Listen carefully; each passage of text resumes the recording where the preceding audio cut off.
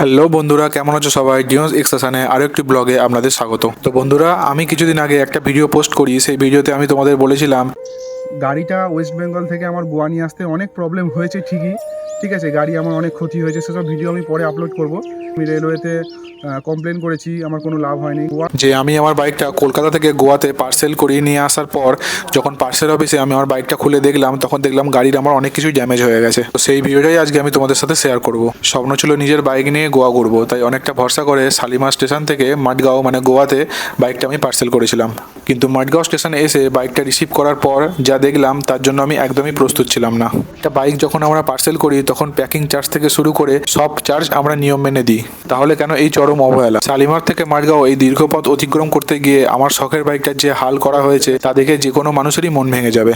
Railway কর্তৃপক্ষদের বোঝা উচিত, এটা শুধু একটা লোহার কাঠামো নয়, এটা আমাদের আবেগ। আমি শুধু আমার বাইকটা ড্যামেজ অবস্থায় পেয়েছি তাই নয়, এর চেয়ে বড় ধাক্কা খেয়েছি যখন আমি পার্সেল অফিসে কমপ্লেন করতে গেলাম।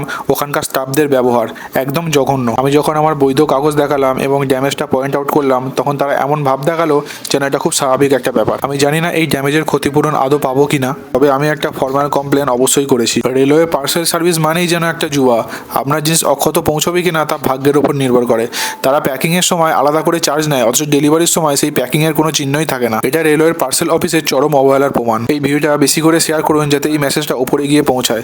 সাধারণ মানুষের শখের জিনিসের কি কোনো দাম নেই রেলওয়ের কাছে? কাল হয়তো এই ঘটনাটা আপনাদের সাথেও ঘটতে পারে। তাই তোমাদের শখের বাইক রেলওয়েতে পার্সেল করার আগে অবশ্যই একবার ভাববেন। আর রেলওয়েতে কমপ্লেন করার আর কি কি প্রসেস আছে, কারো যদি জানা থাকে আমাকে কমেন্ট সেকশনে অবশ্যই জানাবেন। দেখা হচ্ছে পরে কোনো ভিডিওতে। টাটা।